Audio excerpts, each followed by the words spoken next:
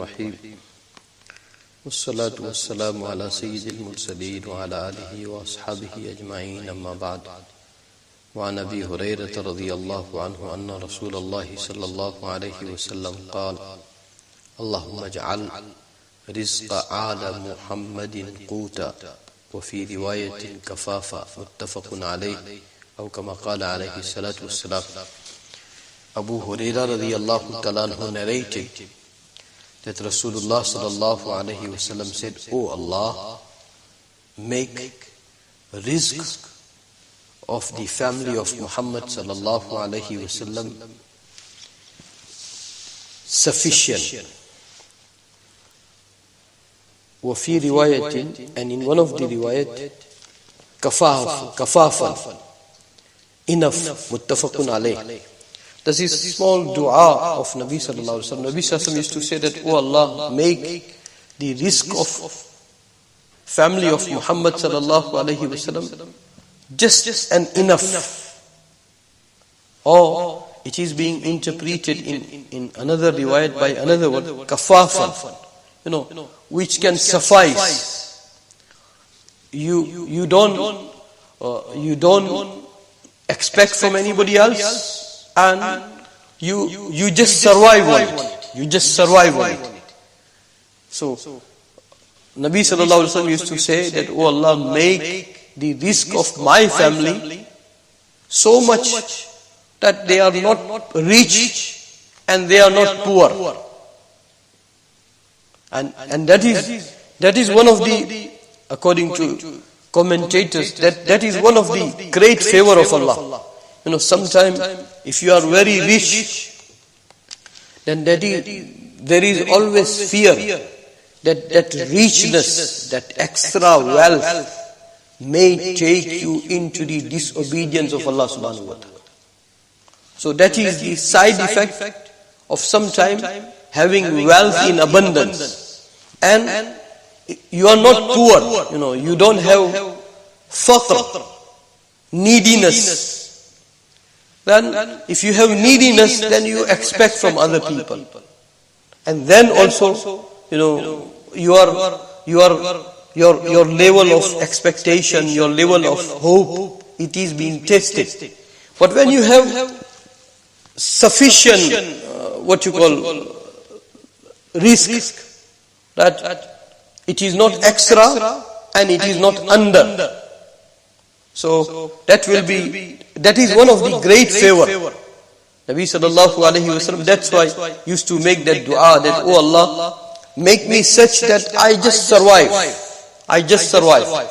Every day, every need, I have so much that it is sufficient for survival.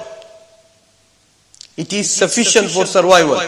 So you don't have to worry for extra wealth, and you don't have to suffer for less necessities. Whatever you need, you have it. Use it and then turn to Allah subhanahu wa ta'ala. So not faqr, not neediness, and not wealthiness. In between. Another thing, according to the commentators, that is what Nabi sallallahu alaihi wasallam asked for his immediate family. And one of the commentary that Nabi sallallahu alaihi wasallam asked for all those people who will obey sunnat of Nabi sallallahu alaihi wasallam, who will become obedient, faithful ummati of Nabi sallallahu alaihi wasallam. Nabi sallallahu alaihi wasallam asked for all of them. And according to one commentary, that Nabi sallallahu alaihi wasallam asked for all Muslims. That is what Nabi sallallahu alaihi wasallam was giving category, that if you have sufficient, that is.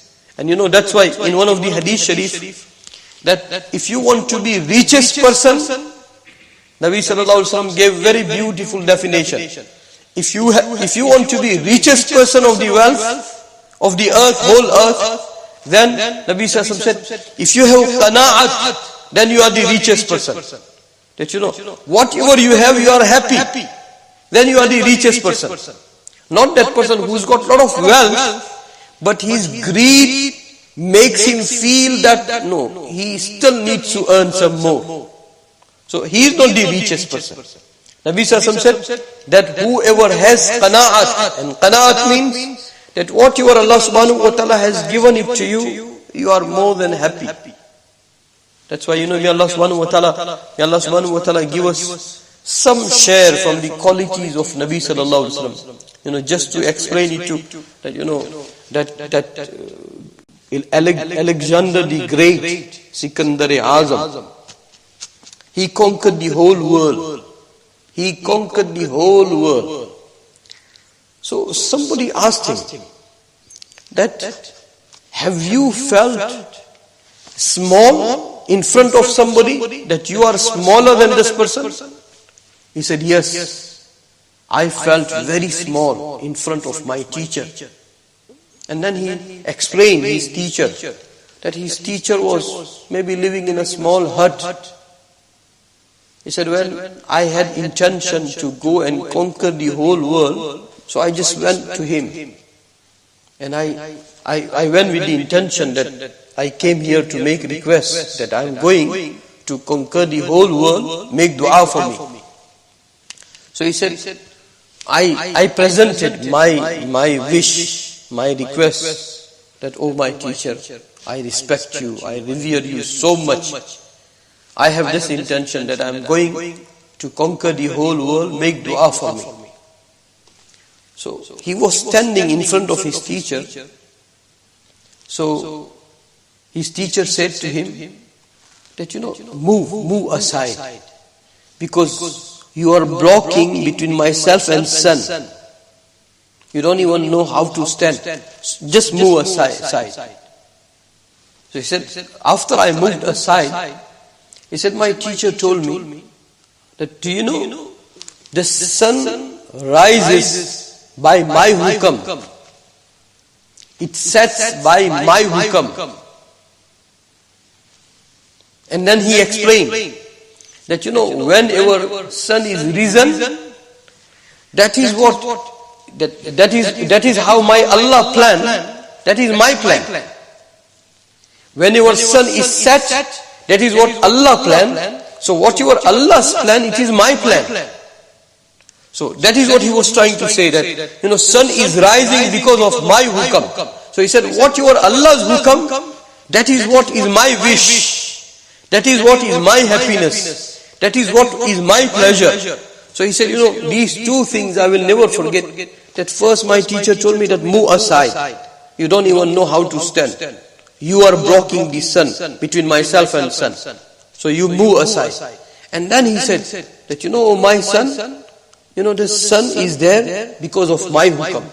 And then he explained that whatever Allah has planned, I have total submission. I have total happiness. Allah's happiness is my happiness. Allah's plan is my plan. Allah's judgment is my surrendership. So that is what I mean, that the sun is there because of my hukam.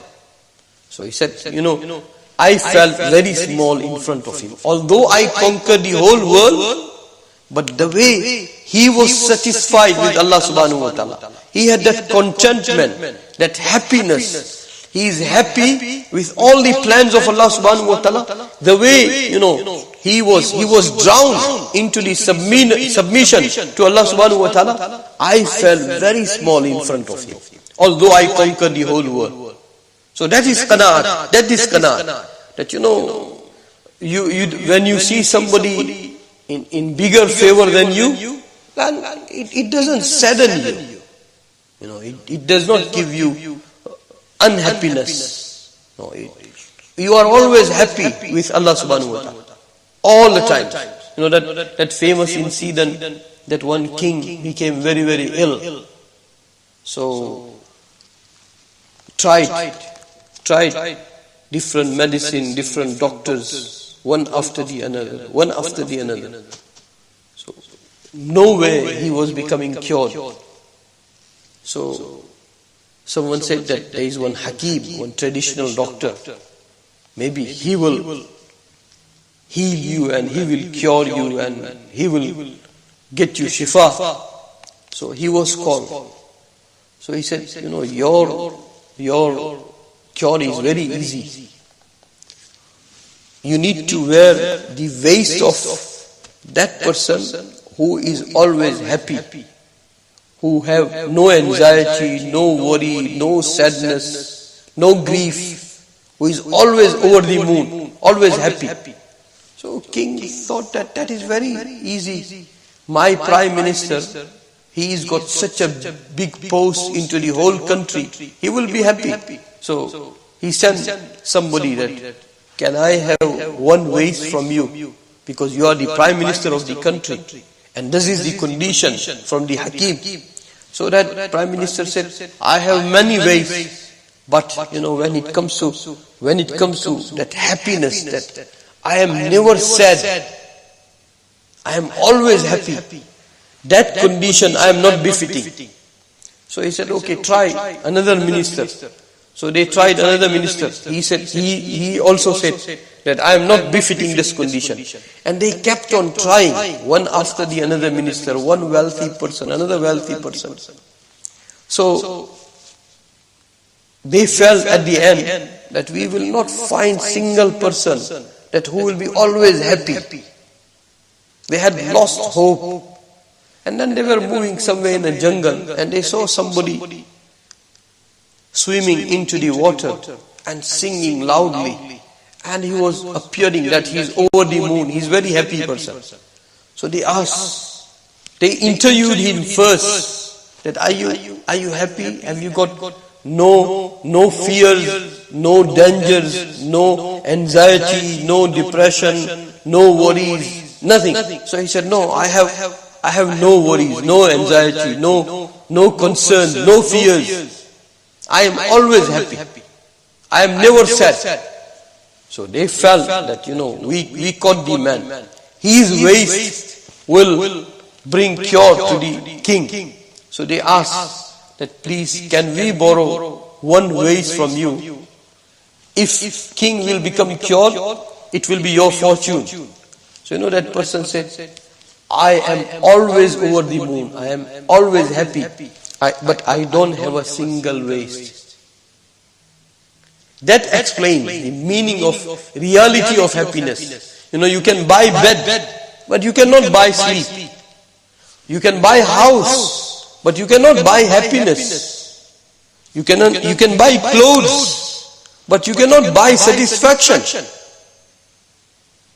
You can buy food, but it is not necessary that food will cater your hunger. Barakat and happiness and qanaat, it is something else. So Nabi Sallallahu Alaihi Wasallam said in one of the hadith sharif that if you want to be richest man of the world, then you don't have to have the richness of the world. Nabi Sallallahu Alaihi Wasallam said if you have qanaat, then you are the richest man of the world. May Allah subhanahu wa ta'ala. So that is what Nabi Sallallahu Alaihi Wasallam preferred for his own, according to one interpretation, for his own immediate family. That Allah give family of Muhammad Sallallahu Alaihi Wasallam that much that it becomes sufficient for survival. May Allah subhanahu wa ta'ala give us correct understanding of Quran and Sunnah. Subhanallah wa bihamdihi, subhanakallahumma wa bihamdika wa nashhadu an la ilaha illa anta nastaghfiruka wa natubu.